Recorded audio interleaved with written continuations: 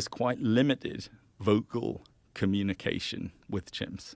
They make they make food grunts, which tells other chimps that they're enjoying some food. They make pant grunts, which are a sort of this noise that they make to each other, which is a signal of submission. And they have various calls. But as far as we know, there's not a huge amount of complexity in that. There's not a lot of language. But the amazing thing is that there seems to be some other level of communication going on, that they somehow know what each other are about to do. Or in some circumstances they don't, and they're surprised and it causes conflict. But I think about particularly when you watch chimps go on patrol, right? They patrol their borders, the borders of their territory. And they do that in silence. And they do that for a reason, because they don't want anybody outside their territory to know where they are. But how to coordinate that when they're not making any noise to each other at all? They're looking at each other, and they appear to be reading each other's intentions, and they kind of know without anybody saying anything that we're going on patrol now. This is it. That was very fascinating. Yeah. Because I was trying to figure it out myself. Like, how are they coordinating this? Like, how do they know? They I've had endless conversations with the scientists and at and go about that, and they're stumped as well, because there aren't really any signals that this is about to happen, and they'll be lying around or grooming or doing something completely disconnected, and then one chimp will get up and just start walking off in the direction of the border, and then the others will join. And then as they start moving closer to the border, the amount they vocalize just goes down and down and down to the point of being completely silent. And yeah, it's a mystery. There must be something going on there, and often, maybe it's associated with specific individual chimps who the other chimps know that those guys are patrol leaders. Years ago, in the early days when the scientists were first there was a chimp called Ellington, and he was the patrol leader when Ngogo was one big group. He never showed any real interest in the dominance hierarchy.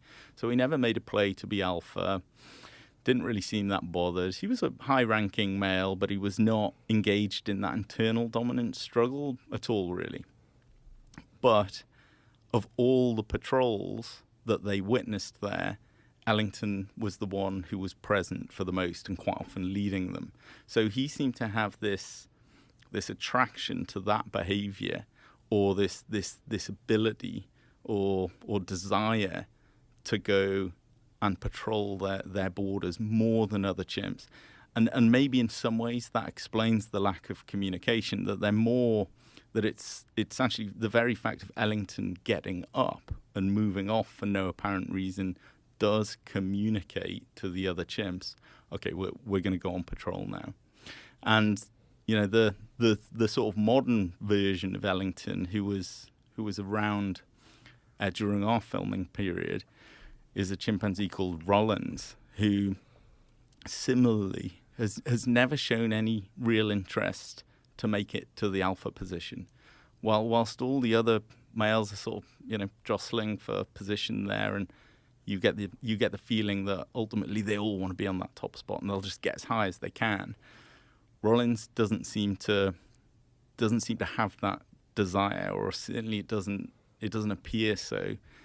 But he is the patrol leader. He's always out there in front and taking the Western group on patrols, and they do it a lot, and it's very often him. And what was interesting was that his younger brother, who really is just an adolescent chimp, Damien, he was just kind of coming of age, or just come of age when we started filming for Chimp Empire. And he really grew into that role during our filming period.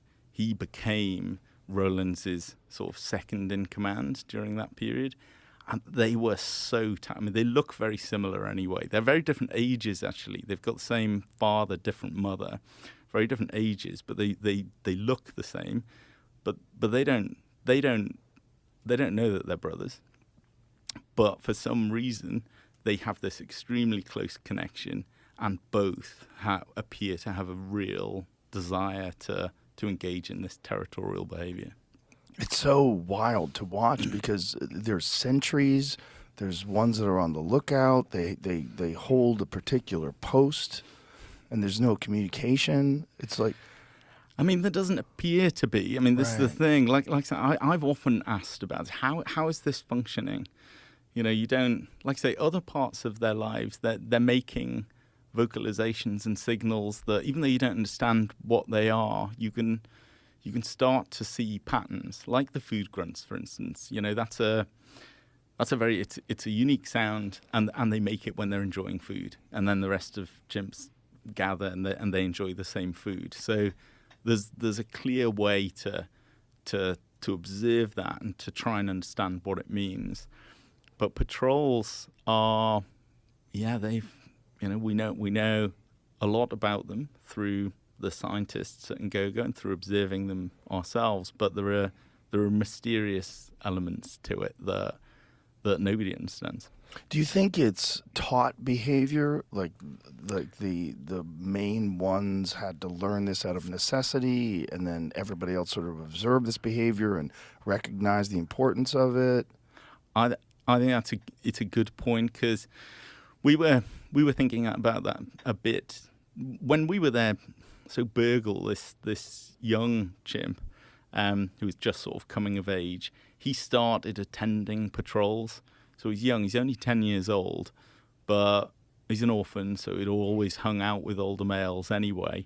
And during our filming period, he just really started becoming a more frequent attendee of these patrols. Now they're dangerous, and most younger chimps won't do that. But yeah, you wonder whether that's where it kind of starts. That you're mimicking the chimpanzees that you want to be friends with and you want to be like, and you know that like this is just something you see them do, so you do it with them.